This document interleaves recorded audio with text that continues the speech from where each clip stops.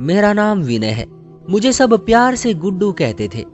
मैं बहुत ही ज्यादा गुर्बत की जिंदगी गुजार रहा था कि मेरे एक दूर के रिश्तेदार जिनका नाम धीरज था मुझ पर तरस खाकर अपने घर ले गए और कहा कि मैं अमेरिका जा रहा हूँ, तुम्हें मेरे घर का ख्याल भी रखना है और मेरी पत्नी के छोटे मोटे काम भी करने हैं। उन्होंने मुझसे तनख्वाह की कोई बात नहीं की, बस ये कहा कि मेरे घर की रखवाली करना, तुम्हें 2 वक्त का खाना मिलेगा, दुकान से सौदा मेरी पत्नी को लाकर दे देना। मैं इतना गुर्बत भरा जीवन जी रहा था कि मुझे ये 2 वक्त की रोटी और एक छत बहुत बड़ा वरदान लग रही थी। उन्होंने कहा कि अभी उनकी हैसियत इतनी नहीं है कि वो मुझे एक तय तनख्वाह पर रख सके। मेरी उम्र 16 साल थी और मुझे उस वक्त बिल्कुल भी अंदाजा नहीं था कि वो मेरी गुर्बत से फायदा उठा रहे हैं, वरना जो काम उन्होंने मुझे दिया था उसकी महीने में अच्छी खासी तनख्वाह बनती थी। लेकिन भूख ने तो मुझे ईश्वर तक को भुलवा दिया था। वो मुझे लेकर अपने घर आ गए। मालिक यानी धीरज साहब की उम्र 50 साल थी और मुझे लगा कि उनकी पत्नी भी उन्हीं की उम्र की होगी। लेकिन जैसे ही मैं घर में दाखिल हुआ तो सामने लॉन्ज में पड़े सोफे पर एक लड़की लेटी हुई थी। पहले तो मुझे लगा कि वो मेरे मालिक की बेटी है, लेकिन उसका हुलिया शादीशुदा औरतों के जैसा था। हाथों में सोने के कंगन, गले में सोने की चैन और सबसे बढ़कर ये कि उसका पेट बढ़ा हुआ था जिसे उसने दुपट्टे की मदद से छुपा रखा था। मैं फिर भी सोच में था कि शायद ये मालिक की बेटी होगी जो शादीशुदा है और अपने बाप के घर में आई हुई है डिलीवरी के लिए। लेकिन मेरा यह ख्याल उस वक्त गलत साबित हुआ जब मेरे मालिक ने उसे कहा कि सरिता, ये लड़का आज से तुम्हारा हर काम करेगा, बहुत मेहनती और गरीब घर का लड़का है, जिस रंग में ढालोगी ढल जाएगा। मेरे अमेरिका जाने के बाद ये इस घर की रखवाली भी करेगा और तुम्हारी हिफाजत भी करेगा। अगली सुबह ही मेरे मालिक अमेरिका की फ्लाइट से रवाना हो गए। वो शायद वहां पैसा कमाने की नीयत से गए थे, लेकिन उनके घर में उनकी जवान पत्नी अकेले रह रही थी। वो क्यों अकेली रह रही थी, ये बात मेरे लिए हैरान कर देने वाली थी।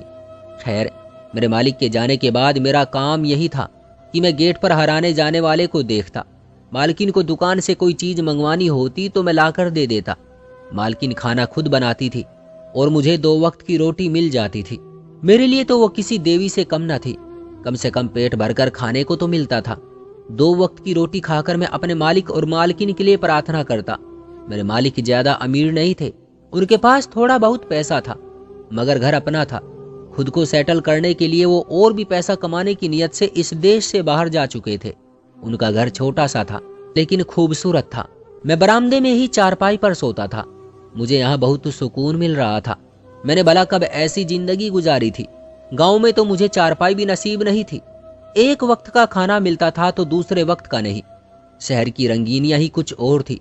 शुरू के दिनों में तो मैंने घर की ठीक से देखभाल की, हर काम वक्त पर करता था, क्योंकि मैं उस नौकरी से हाथ धोना नहीं चाहता था। लेकिन कुछ ही दिनों में मैंने महसूस किया कि मेरी मालकिन तो बिल्कुल ही लापरवाह थी। उसे घर की कोई फिक्र ही नहीं थी। उसका काम बस सारा दिन टीवी देखना होता था और फोन पर अपनी माँ से और अपनी सहेलियों से सारा दिन बातें करती। हर शाम उसकी कोई ना कोई सहेली आ जाती थी और फिर समोसे पकोड़े के लिए मेरी भाग दौड़ शुरू हो जाती थी। मुझको इस पर कोई ऐतराज तो न था, मगर मेरी मालकिन मेरे मालिक का पैसा दोनों हाथों से लुटा रही थी। कभी कभी मुझे अफसोस होता था अपने मालिक का, जो परदेश में मालकिन की खातिर अपनी हड्डियां रगड़ रहे थे।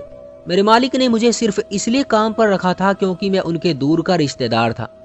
आजकल किसी का भरोसा नहीं। एक नौकर रखते वक्त बहुत ही सावधान रहना पड़ता है और मैं उन्हें आसानी से मिल गया था जो उनके लिए काबिल भरोसेमंद था। एक दिन एक व्यक्ति ने दरवाजा खटखटाया और एक मोबाइल मुझे दिया और मुझे कहा कि यह मोबाइल मेरे मालिक की तरफ से मुझे मिला है।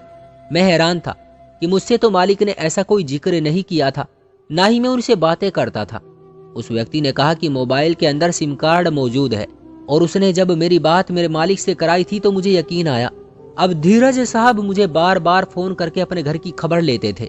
वो मुझसे यही सवाल करते थे कि कौन आता है, कौन जाता है और मेरे घर में मेरे पीछे क्या हो रहा है।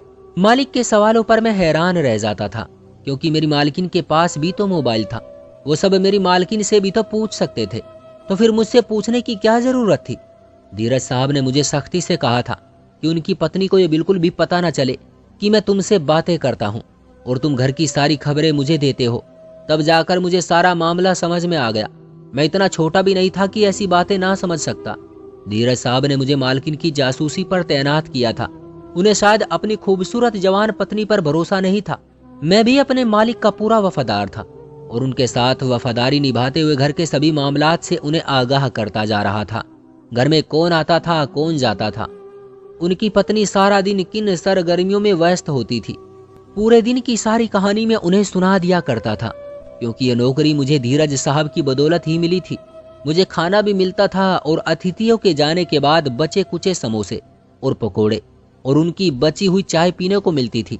इसके अलावा मुझे सिगरेट की भी आदत पड़ चुकी थी, जो इस उम्र के लड़कों को बिगाड़ने की सबसे पहली सीढ़ी हुआ करती है। पहले मैं दोस्तों से सिगरेट लेकर पीता था, लेकिन अब महंगाई इतनी बढ़ गई थी कि कोई भी सिगरेट देने को तैयार नहीं होता था। मैं जब सौदा लेकर आता तो उनमें से थोड़ा सा गपला लगाकर अपनी सिगरेट के पैसे बचा लिया करता था। लेकिन मेरी मालकिन को बहुत जल्द इस बात का एहसास हो गया था, इसलिए वो गिन गिन के पैसे देने लगी थी।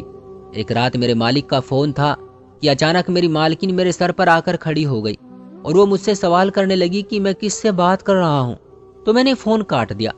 मेरे चेहरे का रंग सफेद हो गया था कि मेरे मालिक ने ये सब बताने से मना किया था, तो मैंने झूठ बोला कि मैं अपने घर बात कर रहा था। मेरी मालकिन ने मुझे अजीब नजरों से देखा, फिर मेरे मोबाइल को देखती रही और मुझसे बोली कि पहले तो मैंने कभी तुम्हारे हाथ में ये मोबाइल नहीं देखा, तो ये अचानक से कहां से आ गया। मैंने बोला कि मेरे दोस्त ने मुझे दिया है। मेरे जवाब पर मेरी मालकिन सोच में पड़ गई, क्योंकि मोबाइल बिल्कुल नया था और थोड़ा सा महंगा भी था। थोड़ी देर तो मेरी मालकिन मुझे देखती रही और अपने निचले होंठों को दांतों से काटती रही, जैसे कि किसी गहरी सोच में हो, फिर वहां से चली गई। उसके बाद मैंने नोट किया कि मेरी मालकिन सारा दिन किसी गहरी सोच में डूबी हुई होती है। न जाने क्यों मुझे ऐसा लग रहा था कि जब मैं मालिक से बात कर रहा था तो मेरी मालकिन ने हमारी बातें सुन ली थी। वैसे भी मेरा वो हिसाब हो गया था कि चोर की दाढ़ी में तिनका। एक दिन मैं दोपहर का खाना खाकर फ्री हुआ तो मेरी मालकिन ने मुझे अपने कमरे में बुलाया। मैं उनके पास गया तो उन्होंने 100 का नोट मुझे दिया और कहा कि गुड्डू बेटा, मेरा थोड़ा सा लताड़ा तो कर दो। एक तो मेरा जिस्म बुरी तरह से दुख रहा है और दूसरा मेरी डिलीवरी के दिन भी करीब है। मालकिन की बात मुझे बहुत अजीब लगी। वो किस चीज के लताड़े की बात कर रही थी, मैं सोच में पड़ गया। तो उन्होंने तेल की शीशी मुझे पकड़ाई और बोली कि अपना सर दबाने की बात कर रही हूँ। मेरे कांधे भी बुरी तरह खड़े हुए हैं, सर बहुत भारी हो जाता है ना, और गर्दन में भी खिंचाव है। ऐसा कहकर मेरी मालकिन बेड से नीचे बैठ गई और मुझे बेड के ऊपर बैठने का इशारा किया। मुझे तो बस 100 का नोट नजर आ रहा था और सिगरेट की बहुत तलब हो रही थी, क्योंकि काफी दिनों से मुझे सिगरेट नसीब नहीं हुई थी। मैंने फौरन मालकिन की ख्वाहिश के मुताबिक मालकिन का लताड़ा शुरू कर दिया। उनको बहुत सुकून मिल रहा था। वो बोलती जा रही थी कि गुड्डू बेटा, तुम्हारे हाथ में तो बड़ा मजा है। मेरे कांधों का दर्द बिल्कुल गायब होता जा रहा है। ये एक दिन की बात नहीं थी। अब रोजाना ही वो 100 का नोट मुझे दिखाकर मुझसे अपने कांधे दबवाती। मैं होले होले से उनके बालों में उंगलियां फेरता रहता और वो आंखें बंद करके बहुत पुरसुकून दिखाई देती थी। फिर मुझसे थोड़ी बहुत बातें भी करने लगी। वो आंखें बंद करके मुझसे अजीबोगरीब सवालात पूछती थी कि मेरी धीरज साहब के साथ कैसी रिश्तेदारी है, मेरा गांव कहाँ पर है, मेरे घर वाले कैसे हैं। मैं उनके सभी सवालों का सीधा सीधा जवाब देता जाता था, लेकिन मुझे समझ नहीं आती थी कि वो मुझसे इतने सारे सवाल क्यों पूछ रही है। फिर सवालात का सिलसिला खत्म हो गया और मालकिन ने मेरी तारीफों का सिलसिला शुरू कर दिया। मुझे कहती थी, गुड्डू तुम बहुत प्यारे हो, बहुत मासूम हो, बहुत वफादार हो। मालकिन की इस वफादारी वाली बात पर मैं थोड़ा सा चौकन्ना हो गया। वो रोजाना मुझसे यही कहती थी कि गुड्डू तुम बहुत वफादार हो। मैं समझ गया था कि मालकिन को मेरे और धीरज साहब के बारे में मालूम हो चुका है, इसलिए वो मुझे वफादार कह रही थी। मुझे महसूस हो रहा था कि वो मुझसे कुछ कहना चाहती है, लेकिन कह नहीं पा रही है। वो दुनिया जहां के सवालात मुझसे पूछती थी, दुनिया जहां की बातें मुझसे करती थी, लेकिन जो बात वो मुझसे करना चाहती थी शायद उसकी हिम्मत नहीं कर पा रही थी। एक दिन मालिक ने मुझसे पूछा कि मैं सारी रात जागता रहता हूँ या सोता रहता हूँ। तो मैंने कहा कि मैं तो गांव का रहने वाला हूँ, मुझे तो जल्दी नींद आ जाती है और सुबह सवेरा जागता हूँ। मुझे ऐसा महसूस हो रहा था कि मेरे जवाब पर उन्हें थोड़ी सी तसल्ली हो गई है। खैर, अब मैं रोजाना मालकिन का लताड़ा करता था और इस काम के लिए रोजाना ही वो मुझे 100 रुपये देती थी और मेरे सिगरेट का बंदोबस्त भी हो जाता था। लेकिन एक दिन मालकिन ने दिन की बजाय मुझे रात को कमरे में बुलाया तो मैं थोड़ा परेशान हो गया। रात के 10 बज रहे थे। मैं उनके कमरे में गया तो मैंने देखा कि उनके हाथ में 100 रुपये की बजाय गुलाबी नोट है, यानी कि 2000 का नोट। उन्होंने 2000 का नोट मेरी आंखों के सामने लहराया तो मैंने सवालिया नजरों से मालकिन की तरफ देखा। उन्होंने मुझसे कहा कि ये लो। मैं कुछ परेशान सा हो गया। वैसे तो मुझे खुश होना चाहिए था, लेकिन मैं खुश होने की बजाय सोच में पड़ गया। आज उसको 100 रुपयों की बजाय 2000 का नोट मिल रहा है। जरूर कोई खास बात होगी। मैं अपने दिमाग में ताने बाने बुन रहा था कि मालकिन ने कमरे की बत्ती बुझा दी। उनकी इस हरकत पर तो मैं हक्का बक्का रह गया।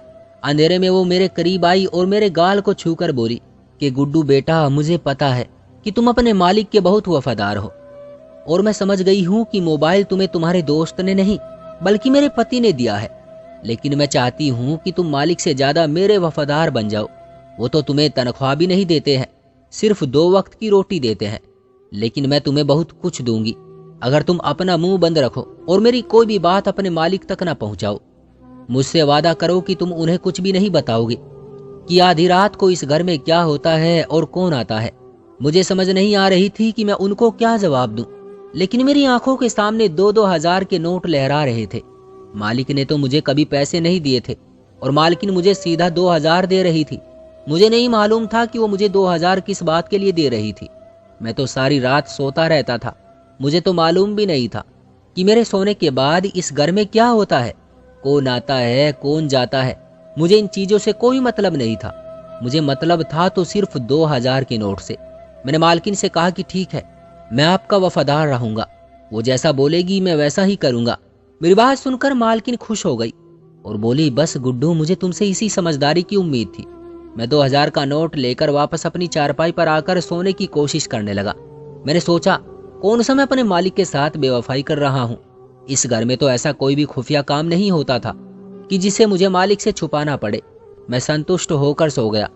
आधी रात को मेरी आंख प्यास की तड़फ से खुली तो मैं किचन की तरफ आया, लेकिन मुझे मालकिन के कमरे से कुछ आवाजें सुनाई दी।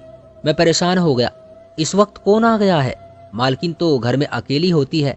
ना चाहते हुए भी मेरे कदम उनके कमरे की तरफ बढ़ने लगे, लेकिन दरवाजा लॉक था। मुझे कुछ शक सा हुआ तो मैं बाहर खिड़की की तरफ आ गया। खिड़की थोड़ी सी खुली हुई थी क्योंकि गर्मी का मौसम था और पर्दा हल्का सा सरका हुआ था और मैं बहुत आसानी से कमरे के अंदर का मंजर देख सकता था। लेकिन अंदर का मंजर देखकर मुझे एक झटका सा लगा।